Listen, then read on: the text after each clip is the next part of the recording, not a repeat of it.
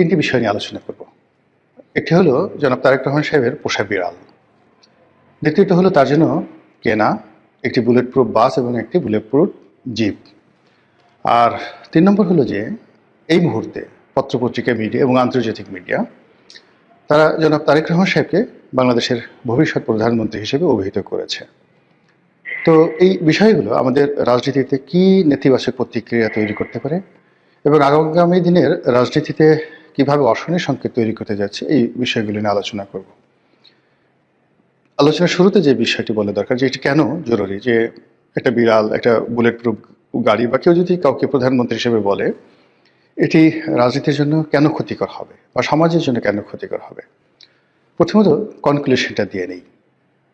যখন আপনার এই সমাজে অনেক বড় বড় গুরুত্বপূর্ণ সমস্যা থাকবে, সে সকল সমস্যা বাদ দিয়ে আমরা যখন ছোট ছোট সমস্যা নিয়ে নাচানাচি করব, যখন আপনার কাছে খুব মহামূল্যবান সামগ্রী থাকবে, সেই মহামূল্যবান সামগ্রী আপনি ডাস্টবিনে অর্থাৎ ভাগাড়ে ফেলে দিয়ে ভাগাড়ের ময়লাগুলো নিয়ে আপনি আনন্দ করবেন, উল্লাস করবেন এবং ময়লাকে আপনি ভালোবাসবেন, আবর্জনাকে আপনি ভালোবাসবেন, তখন সেটা কী ধরনের বিপর্যয় তৈরি করতে পারে সমাজে, সেটা ইতিহাসে লিখিত রয়েছে।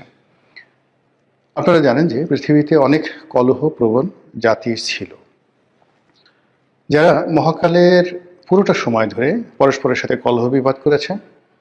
তারা বেশিরভাগ সময় অন্য জাতিগোষ্ঠীকে হিংসা করেছে এবং শত্রুতা সৃষ্টি করেছে সবার সঙ্গে। আর যখনই তারা সময় পেয়েছে নিজেরা দ্বন্দ্ব এবং সংঘাত করে হাজার হাজার বছর ধরে এই পৃথিবীতে বহু বিপর্যয় সৃষ্টি করেছে। এবং ক্ষেত্র বিশেষে এমনও হয়েছে যে মহান আল্লাহ রাব্বুল আলামিন বেশ কয়েকবার আসমানি গজব দ্বারা পুরো সেই জাতিটিকে ধ্বংস করে দিয়েছেন। এর মূল কারণ ছিল যে তারা বিতর্ক করত, তারা ঝগড়াঝাটি করত এবং অহেতুক যে বিষয়গুলো দরকার নেই সেই বিষয়গুলো নিয়ে তারা বারবার নিজেদের মধ্যে দ্বন্দ্ব, সংঘাত, মারামারি, কাটাকাটি, এমনকি যুদ্ধ বিগ্রহ পর্যন্ত করত। জাতিটির নাম বনি ইসরাইল। বনি ইসরাইল জাতি একটি বাছুর নিয়ে, মানে একটি গরুর মূর্তি, সেই গরুর মূর্তি নিয়ে কি পরিমাণ যুদ্ধ করেছে, 10 লাখ লোক পরস্পরের সাথে কিভাবে যুদ্ধ করেছে সেই কাহিনী পবিত্র কালামে পাকে বর্ণনা করা আছে। এর বাইরে যখন একটি জাতি নেতা নির্বাচন করতে বাধ্য হয় এবং সেই নেতা নির্বাচন করতে গিয়ে তারা ভুল করে, সেখানে তাদের জন্য যে কত দুর্ভোগ এবং দুর্দশা আছে সেটা আমরা পবিত্র কালামে পাকেও এর অসংখ্য উদাহরণ আমরা দেখতে পাই। ভিডিও বড় হয়ে যাবে, এজন্য সেই বিষয়ে আমি বললাম না। আমাদের এই সময়টিতে যা হচ্ছে সেটি হলো, জনাব তারেক রহমান সাহেব যখন লন্ডনে ছিলেন, তার কন্যা জাইমা রহমান একটি বিড়াল পুষতেন। কে বা কারা হঠাৎ করে সেই বিড়ালের সঙ্গে তারেক রহমান সাহেবের একটি ছবি দিয়ে সেই পোস্ট করে এবং নিঃসন্দেহে তারেক রহমান সাহেবের ঘনিষ্ঠজন যারা আছে তারা হয়তো নিতান্তই অল্প বুদ্ধির মানুষ, রাজনীতি বুঝেন না এবং মানুষের মনস্তাত্ত্বিক এবং বাঙালির মনস্তাত্ত্বিক বিষয়াদি সম্পর্কে একেবারে গবর গণেশ। এরকম গবর গণেশ কেউ প্রথম এই একটি বিড়ালের ছবি তারা ছাপিয়ে দেয়। তো বিড়ালের ছবি যখন ফেসবুকে প্রকাশিত হয়ে গেল, এরপর থেকে বারবার শুধু বিড়াল বিড়াল বিড়াল, বিড়াল খায় কি, বিড়ালের নাম কি, তারপর বিড়ালের বাড়ি কোথায়, কোন দেশ, বিড়ালের সাথে তারেক রহমানের সাথে সম্পর্ক কি, বিড়াল কি তারেক রহমান সাহেবের কথা মতো চলে না বিড়ালের কথা মতো তারেক রহমান সাহেব চলে, এইরকম বিতর্ক যখন থাকলো বা চলতে থাকলো, ঠিক সেই সময়টাতে জনাব তারেক রহমান সাহেব সেই নিজে বক্তব্য দিয়ে তিনি বললেন যে বিড়ালটির নাম জেবু, তার কন্যার বিড়াল, আমরা সবাই তাকে ভালোবাসি। এবং এটা যারা বিএনপির পক্ষে লোক তারা বললেন যে হায় হায়, এর সে মহৎ ব্যক্তি আর পৃথিবীতে হয় না, এরকম প্রাণী প্রেম এই পৃথিবীতে কয়জন মহানায়কের রয়েছে, দেশ নায়কের রয়েছে, আমাদের নেতা কেবল মানুষকে ভালোবাসেন না, তিনি পশুকেও ভালোবাসেন, ইত্যাদি নানা রকম কথা। আর যারা এটা নিয়ে ট্রল করছেন তারা কি যে ভাবছেন, কি যে বলছেন, এটা বিএনপির লোকজন এখনো বুঝতে পারেনি। আর যখন বুঝতে পারবে তখন কিন্তু সর্বনাশ হয়ে যাবে। তারা সেটাকে নিয়ে মূলত যেটি বোঝার চেষ্টা করানো হয়েছে সেটা আমি বলতে পারবো না, এখানে আমার বলাটা ঠিকও হবে না। এখন দুর্ভাগ্য হোক সৌভাগ্য হোক, সেই যে বিড়ালটি সেটি জনাব তারেক রহমান সাহেব বাংলাদেশে এনেছেন, তাকে আলাদা পাসপোর্ট করা হয়েছে, ভিসা করা হয়েছে এবং এটা নিয়ে তিনি বাংলাদেশে আসার আগে বহুবার ট্রল হয়েছে যে নেতার ভিসা হয়নি কিন্তু বিড়ালের ভিসা হয়েছে, নেতার পাসপোর্ট নেই বিড়ালের পাসপোর্ট আছে, ইত্যাদি নানা রকম কথাবার্তা। আবার তিনি যখন বাংলাদেশে এসে গেছেন, আসার পরে সেই বিড়ালকে কার্টুন বানিয়ে বিড়ালকে উপলক্ষ করে সোশ্যাল মিডিয়াতে যে সকল ট্রল হচ্ছে, এটি জিয়া পরিবারের জন্য নিঃসন্দেহে মারাত্মক বিপর্যয় সৃষ্টি করবে। এর কারণ হলো কোনো একটি মানুষকে আপনি যদি ছোট করতে চান, মানে কোনো একটি সম্মানিত ব্যক্তিকে যদি অসম্মান করতে চান, তাহলে যে কোনোভাবে হোক না কেন তাকে তুলনামূলকভাবে ইতর শ্রেণীর প্রাণী তাদের সঙ্গে আপনি তুলনা করলেই হয়ে যাবে, বা তাদের সঙ্গে এক টেবিলে বসিয়ে দিলেই হয়ে যাবে।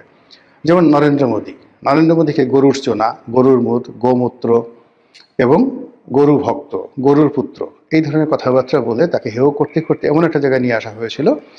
ফলে বিজেপি কিন্তু এখন সেই গোমূত্র প্রকল্প, গোবর প্রকল্প, গরু প্রকল্প, এই সকল প্রকল্প থেকে তারা কিন্তু সরে এসেছে। এরপর অতিমানব হওয়ার জন্য নরেন্দ্র মোদী লম্বা দাড়ি রাখলেন, যোগব্যায়াম শুরু করলেন এবং সমুদ্রের নিচে তিনি ধ্যান করছেন, তারপরে প্যারাট্রুপার হওয়ার চেষ্টা করছেন, মহাশূন্যে উঠছেন, এই সকল জিনিস নিয়েও মারাত্মক ট্রল হলো। এবং সেক্ষেত্রে নরেন্দ্র মোদীর যে ইমেজ ছিল সেই ইমেজটা নামতে থাকলো, এবং সেখান থেকেও কিন্তু বিজেপির যারা লোকজন আছে তারা নরেন্দ্র মোদীকে নিবৃত্ত করে আজকের এই জায়গাতে তারা আবার নিয়ে আসার চেষ্টা করছেন, যদিও তারা এখনো সফল হননি। নরেন্দ্র মোদী নিজের অনেক যাকে বলা হয় সততা দেখাতে গিয়ে কতগুলো কথা বলেছে, যেমন তিনি চা বিক্রেতার ছেলে, পার্টির জন্য তার স্ত্রীকে ত্যাগ করেছেন, ইত্যাদি ইত্যাদি নানা রকম কথাবার্তা জানিয়ে সমাজ মারাত্মক ট্রল করেছে যে একজন চা বিক্রেতার পক্ষে আসলে দেশ চালানো সম্ভব নয়, এ ছোট লোক, এর কোনো কিছু নেই, এর মন মানসিকতা ছোট, এই এত বড় রাজভাণ্ডার চালাবে কি করে। আমি জাস্ট এই উদাহরণটা দিলাম। যারা তারেক রহমান সাহেবকে এই মুহূর্তে অতি মানব বানানোর চেষ্টা করছেন, সিম্পল সাধারণ মানুষ বানানোর চেষ্টা করছেন, অসাধারণ কিছু অভিব্যক্তি তার দ্বারা প্রকাশ করার চেষ্টা করছেন, আলটিমেটলি এটা মানে হয় না। রাজা রাজার মতোই থাকতে হয়। আপনি দেখুন, কত হাজার বছর আগে রাজার জন্য একটা সিংহাসন বানানো হতো, একটা রাজমুকুট তৈরি করা হতো, বিশেষ পোশাক তার জন্য বানানো হতো। তারপর তিনি যখন অন্দরমহলে ঢুকবেন তখন সানাই নহবত বাজানো হতো।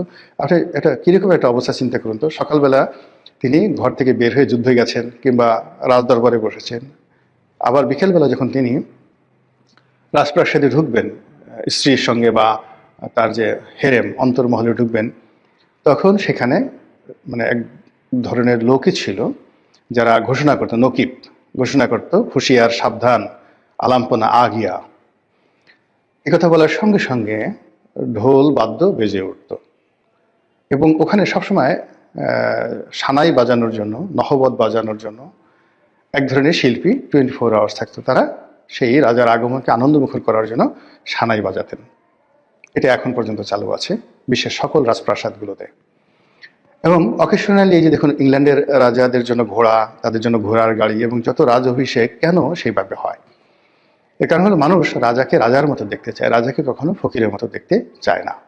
তো সেই অর্থে যখন কোনো একটি রাজাকে হেয় করার জন্য প্রয়োজন পড়ে, তখন খুব কৌশলে তার সঙ্গে একটি পশুকে জুড়ে দেওয়া হয়। আপনি যেমন ধরুন ইয়াজিদ। তো ইয়াজিদের নাম তো আপনারা সবাই জানেন, তার একটি পোষা বিড়াল ছিল, নয় বানর ছিল। তো সেই বানরটিকে নিয়ে সেই মানে যাকে বলা হয় রাজদরবারে যারা লোকজন, তারা এতটা চালাকি করতেন, সেই চালাকি করার ফলে কি হতো, সবাই মনে করতেন যে বানর ছাড়া আসলে মানে বানরকে আদর করা ছাড়া, বানরকে প্রিভিলেজ দেওয়া ছাড়া, বানরের বন্দেগি করা ছাড়া কোনো অবস্থাতেই ইয়াজিদের কাছে যাওয়া যাবে না। এবং এই চাটুকার শ্রেণী তারা কি করলো, রাজদরবারে ইয়াজিদের জন্য যে সিংহাসন তৈরি করা হয়েছিল সেই সিংহাসনের পাশে বানরের জন্য একটা সিংহাসন তৈরি করা হয়েছিল। এবং অনেক বড় বড় আমির উমরা, তারপর অনেক বড় বড় যাকে বলা হয় জেনারেল, গভর্নর, তারা এই ইয়াজিদকে খুশি করার জন্য নিজেরা বানর পোষতেন। এর মধ্যে আবদুল্লাহ বিন জিয়াদ, যিনি কুফার গভর্নর ছিলেন এবং যার হাতে হযরত ইমাম হুসেন রাদিয়াল্লাহু তাআলা আনহু নিহত হয়েছেন, ইনিও এই ইয়াজিদের অনুকরণে বানর এর জন্য একটা সিংহাসন তৈরি করেছিলেন। এটা ইতিহাস। তো সেই দিক থেকে এখন বাংলাদেশের দুটো গ্রুপ হয়ে গেছে। একটা গ্রুপ এই জেবুকে নিয়ে বাড়াবাড়ি করছে, জেবু ভালো, এরকম ইত্যাদি ইত্যাদি। বিএনপির পক্ষের লোক, আমি সেটা বলবো না। বিপক্ষের লোক যেটা করছে সেটা হলো এই যারা মানে জেবুকে নিয়ে বাড়াবাড়ি করছে বা বিড়ালকে নিয়ে বাড়াবাড়ি করছে, তাদেরকে ছোট করার জন্য নানা রকম শব্দ, নানা রকম বাক্য, নানা রকম কার্টুন দিয়ে পুরো ইন্টারনেট সয়লাভ, দেখা যায় না, শোনা যায় না এই জিনিসগুলো। এ আবার অন্যদিকে যেটা হচ্ছে, বিএনপির যারা লোকজন আছে তারা মনে করছে যে এই কাজগুলো জামাতি বট বাহিনী করছে, এই কাজ